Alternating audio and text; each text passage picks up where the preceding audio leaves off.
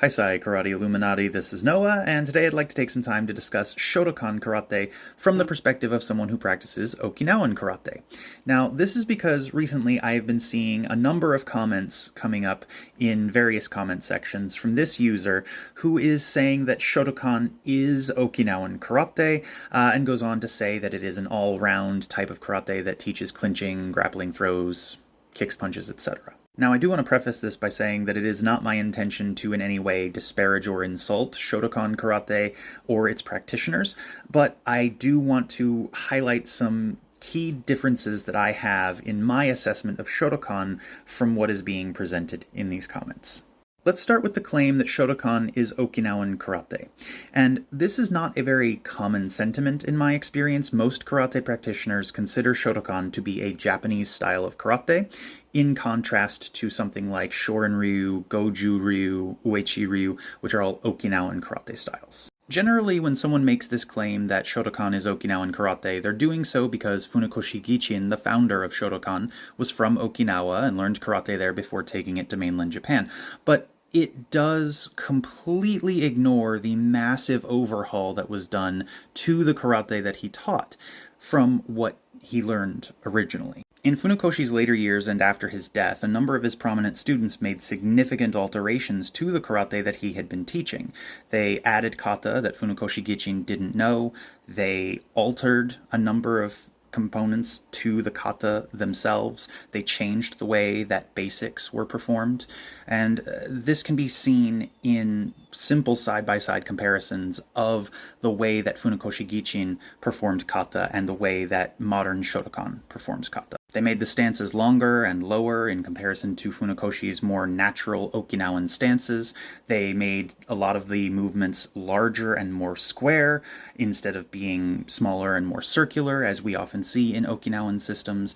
They added more complex kicks than we typically find in Okinawan systems, and they also raised the height of those kicks very often to being head height kicks, which is not typical of Okinawan karate.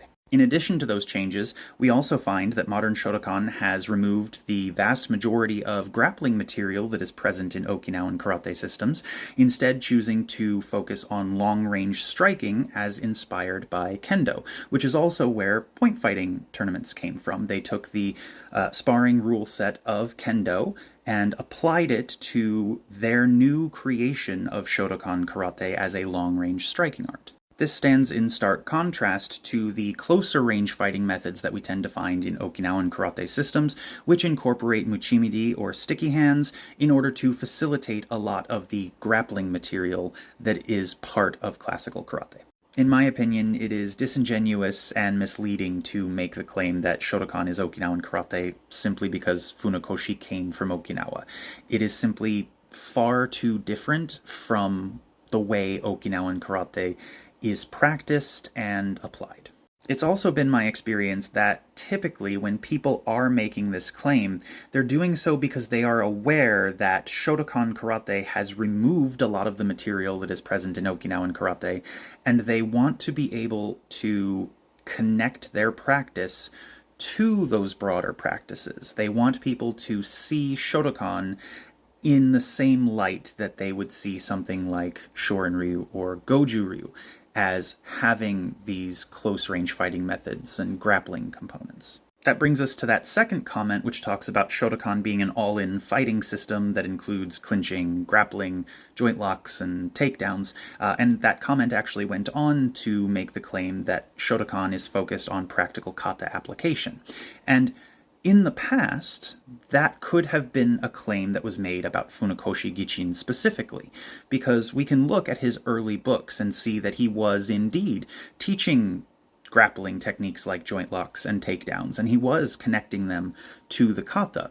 But we don't actually see this in modern Shotokan practice. Because they chose to remove so much grappling material in favor of developing Shotokan as a long-range striking art, they effectively removed the material necessary to understand how to apply the kata in a practical way, and all they were left with was this context of long-range striking to reinterpret those kata. And if we look at the numerous different official instructional videos that have been put out over the decades, on how these kata are meant to be performed and applied, we can see absolutely impractical application examples. And I have heard the argument that these examples aren't actually meant to show you how to apply the kata, they are simply to reinforce the way the kata is supposed to look and be performed. But the issue I have with that is that this is still being taught as the way the kata are applied, because the vast majority of karate practitioners who are learning this don't ever learn more practical applications for those kata. This is all they have to go on. So when someone asks, well, what do I use this move in this kata for? This is the kind of material that they're going to provide. So again, modern Shotokan, by and large, has removed the grappling and the clinching and the joint locking and the takedowns, and also does not actually focus on practical kata application because it removed all of those things. That doesn't mean that there aren't Shotokan schools out there which are actually teaching those grappling components and teaching how to apply their kata in a practical way, but that is not the mainstream experience of training in Shotokan.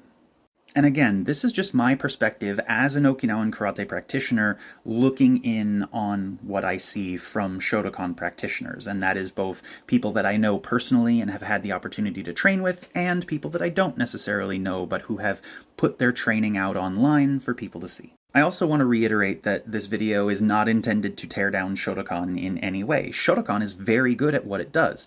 What it does is simply different from what Okinawan karate does. And I also acknowledge that if it weren't for Funakoshi Gichin and the people who redeveloped his art into modern Shotokan, many of us probably wouldn't be practicing karate today because it wouldn't have become as popular as it did. So credit where credit is due, Shotokan is very good at what it does, and it was very successful in popularizing karate. I simply find that trying to characterize it as being Okinawan karate and as having all the same material as Okinawan karate is not really reflective of the average experience when it comes to Shotokan.